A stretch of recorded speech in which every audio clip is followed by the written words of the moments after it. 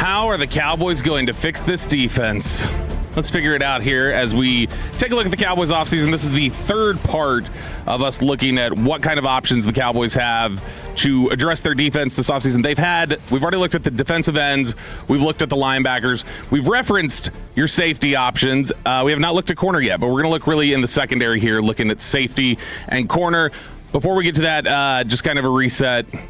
Everybody feel... And I also think it's important to emphasize the timing of what you're trying to get across as well in terms of win now impact players for free agency and the draft. Yeah, because so what you want is, assuming this is the way the Cowboys are attacking it, they want to win now. They don't want to do any sort of a renovation or a rebuild or anything else. They're ready to go right now, and they want to have their results right now. They don't want to wait around any longer. Jerry's what now? They never want to wait. No, right. But Jerry's what, 83 now? Yeah. So 83 years old. He said it before, I don't have time to have a bad time. They one and done to Matt Eberflus, which is so unlike them to just quickly drop something like that. So that tells me Jerry was pretty disturbing, if he's being 100% authentic, in the Hard Knocks clip saying that the Eberflus decision was one of the toughest that he's ever had to make. If that's true, that's scary in terms of what he's done with other decisions that shouldn't be this complicated or difficult. Yeah, I would wonder if it's probably got nothing to do with the football and just like, oh, we know him, yeah, and we like him, and we've been buddies with him. The man. He's about the man. Letting go with Garrett. Same thing. Yeah. I mean, Shoddy wanted to underline that. Great guy. Y'all give him a call though. He needs your prayers right now, is what it sounded like. All right, so. And we can incorporate into this a little bit at the back end. There is one other position where right now it does not feel like they have a starter because of just contract situations. They could re-sign them and it's not a problem. But they do not really have a starting running back right now. You assume they're bringing back Javonte Williams, but you don't know, or that they're going to try to. The market may be too high for them. So we may back-end running back a little bit here. Free safety or corner? Let's go corner. We've talked a lot about safety. Okay, so looking at the corner position, we'll start with the draft. You can find some plug-and-play corners. It's happened. Yeah. A lot of times, it's bad football teams that are playing corners right out of the gate, though, because they are getting sunned a little bit at the line of scrimmage with all these different releases they've never seen, all these concepts they've never seen. We saw Savone Revel. Even if Savone Revel didn't have the knee brace, which he was fidgeting with all year and having difficulty with those sort of things, I think that Savone Revel probably struggles year one because it's a lot of stuff he's just never seen before. They're able to throw a lot of advanced things at you. But if you wanted to say, all right, let me get the most competent, ready to go, starting corners possible in this draft, I think there are really, realistically, two options for that guy is, in all likelihood, a starting quality corner right out of the gate. Number one, go Vols, baby. Which Jermod one? McCoy. Hood or McCoy? Jermod McCoy. Oh, you guys are that good? Well, only one of them played this year. Jermod McCoy last played football. 2024. Yeah, Biden was still in office when he last played football. I mean, auto pen. Yeah, but Jermod McCoy, literally, this is the thing I keep throwing out to people. I think he's so good. Like, when you look at his tape, the things he did on tape were ridiculous at Tennessee in 2024. Like, he was one of the better, pro-ready corners you've ever seen, and he did all of that at 19 years old.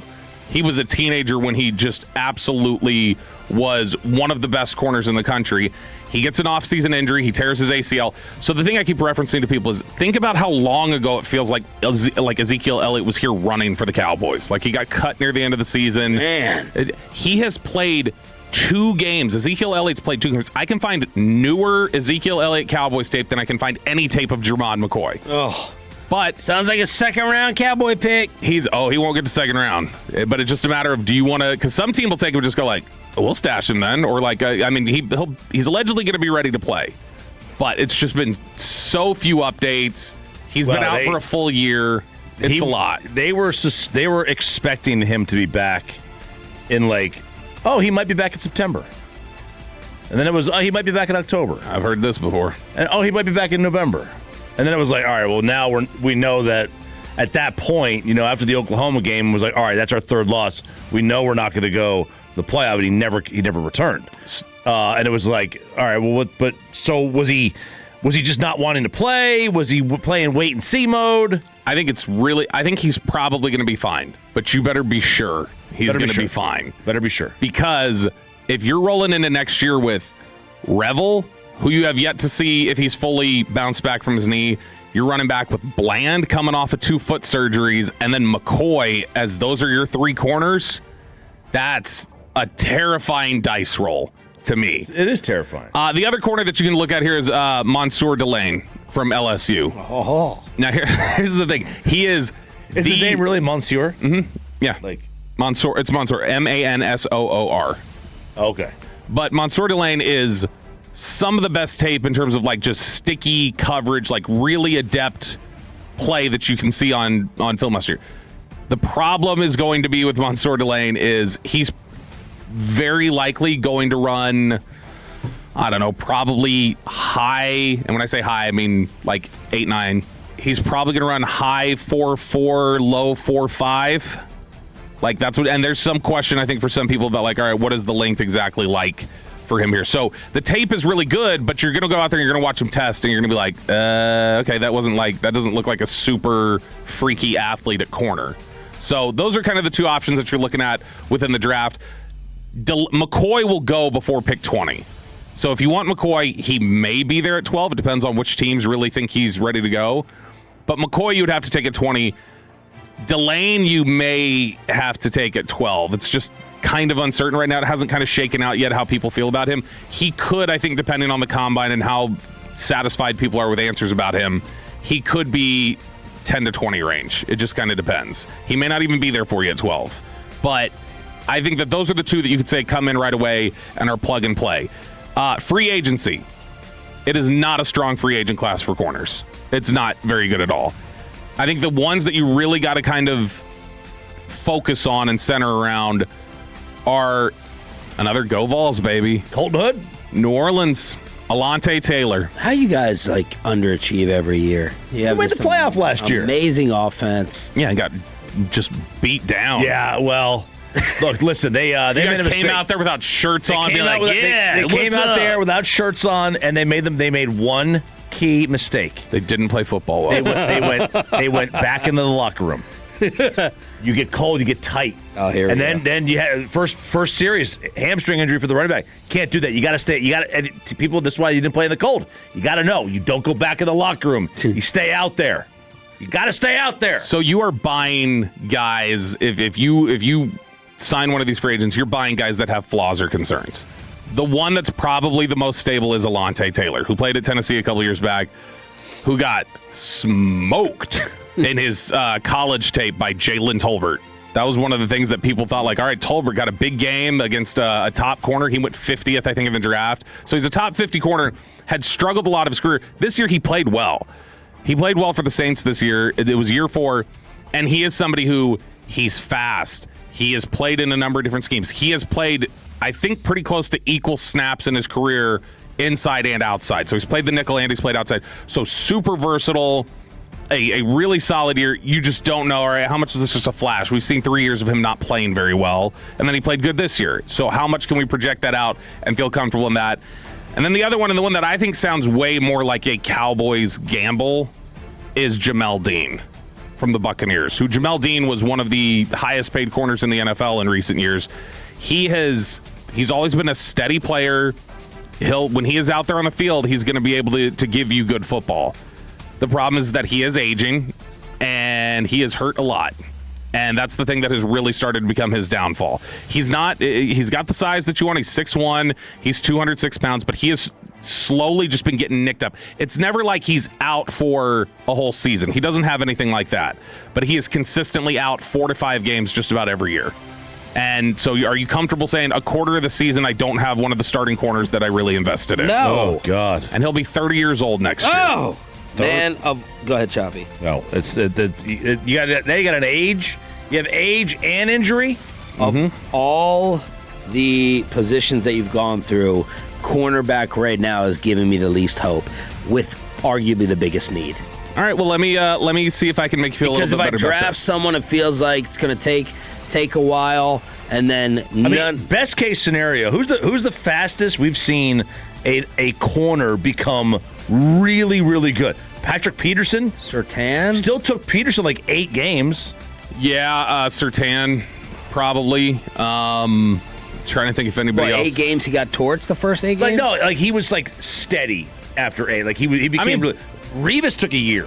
Bland was really good his rookie year playing the nickel. Like they were stunned that he was a 5th rounder. They could play right away. But yeah, I mean, it's probably Surtain is the last one that I can think of as just being on top of things right away. Right at Sauce was really good his first year. Because who was the Lions bust? Oh, was it Okuda? Okuda. Yeah, they've had a couple of them. Okuda and they had Tease Tabor. Claiborne. Yeah, Mo Claiborne. Mo was not ready to go. Yeah, Mo listens to the station. He still lives around here. What up, Mo? But it's the corner feels like a very dicey proposition when you go draft or anything else. The other name that I think is worth watching is Eric Stokes, former 1st-round pick, had a really good season, 5-year veteran, really good size, was considered a pretty much massive bust up until, and even still now is considered a bust, but had a good year with the Raiders. Played really well with the Raiders, had trouble in Green Bay. He has 1 career interception. It came his rookie year. 5 years, he has 1 interception. But played well last year and was somebody they kind of liked when he was coming out. So I wonder if they go, hey, bargain bin, let's tap into that. Some of the guys I would stay away from, a lot of people are talking about Cordell Flott from the Giants. I would not touch it. Every time I watch Giants tape when the Cowboys are playing him, I go, that's the guy you pick on. He played okay this year, but it's like consistently I've seen that guy can be taken advantage of. Benjamin St. Juste, I wouldn't mess with. Cam Taylor-Britt, I wouldn't mess with. Again, all guys that when I watch them go, pick on that guy. And those are free agents that you can look at. Safety. How much do you want to spend is the question. And how much do you think the rest of the league is still down on the safety position? So in the draft, it's Caleb Downs. Bust the budget. Ohio State. We've talked about him. Georgia to Ohio State. Caleb Downs, it's really hard in all likelihood to find 3 players in the draft that are better than him. Give me a safety comp in the league. Is it Derwin? Derwin's pretty good, yeah. Derwin makes sense. He's really, really, really good. And pass coverage versus run stopping. He plays a lot at the line of scrimmage. So, but here's the thing: is that. So there's a risk in this always. You're kind of projecting some stuff out, asking him to do some things that maybe, but on tape when he was asked to do it, he was good in coverage. Yeah, my question and my overall, I love Downs. I think Downs is fantastic. My overall concern in general, this is in general, every player is different, but what is your replacement cost for getting the safety in free agency versus using the draft capital in the first? Let's look at it this way. Because generally the drop off in weighted value from a 1st to 2nd round safety is about 10%. That's not enough to draft a guy in the 1st round. We're talking about like one of the top 5 players. Yeah, this could be Kyle. Outliers. It could be Kyle Hamilton, Marlon Humphrey, Minkah Fitzpatrick. And that's where and obviously you don't know. You don't know going. Yeah, you don't know. They think he is that guy though. But I mean, if I said, we've talked about this before. Nate Newton refers to Darren Woodson as like he said we didn't have packages, we had Darren Woodson. Darren Woodson would change if we needed to be nickel, then Darren Woodson would go be the nickel. If we needed to do this, Darren Woodson would play the box. Darren Woodson would do this. Caleb Downs, the idea is that he could do that. Caleb Downs could, I think depending on how the Cowboys set up their defense, Caleb Downs could be your nickel corner and also your free safety and also play up in the box and in run defense. He could be used in so many different ways, like the way Derwin James was. That's what Shotty talked about when he came on here, was like Derwin James is such a huge key to what they do because he just changes what the personnel is. Like, depending on where he is on the field, he can completely change the look of their defense. And I think that Caleb Downs has that ability. The question is just, does he slide to you at 12? Does the league undervalue him like some safeties have been undervalued typically? If you want to trade back and say, all right, we're going to pick at 12, Downs isn't there, we trade back from 20, we pick up an extra second, something like that, then you've got the Oregon safety, Dylan Thieneman. He's one who is a really solid pro-ready safety. He's not as good as Downs. I don't think you can just have him play the nickel at the NFL level like Downs. But he's a really, really solid safety. If you want to go veteran, your free agent options, Kevin Byard, who's a veteran and just made All-Pro, so probably is in line for a decent payday. You think Dion knows his name yet? No, I don't. I don't get the reference either. What was Kevin Byard? Oh, Dion, yeah, where was the NFL Network thing or whatever where he didn't? Yeah. No, Kevin Byard is somebody who helped push Matt Eberflus out of Chicago, so we already know he knows defense. But I think Byard would be the big ticket item. If you're looking a little cheaper, but still probably a guy who's going to get a decent deal this offseason, Kobe Bryant.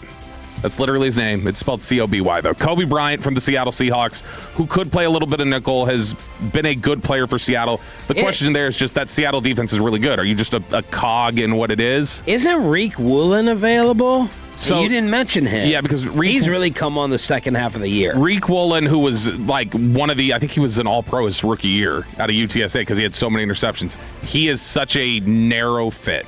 If he fits what you're doing, that's fine. But he is a press man cover 3 corner. If you're not going to play a bunch of that, then there's not a lot of point in having him here. But he can be a fit. If that's the defensive style you're playing, yeah, go ahead. Go talk to him. Some of the other corners that you can mention, by the way, Jalen Watson from the Chiefs. Don't know how much money he could get. He could be near the top of the market. And then, of course, Shan Wright's a free agent, but he's been getting burned a little bit in Chicago. And then Roger McCreary from the Rams, who's a shorter arm player that I think they'd have some concern about. But that's safeties and corners. If you want, we can go through running back, or we can save it for later. Let's save it. Okay. Bobby with the 3-part Cowboys offseason series.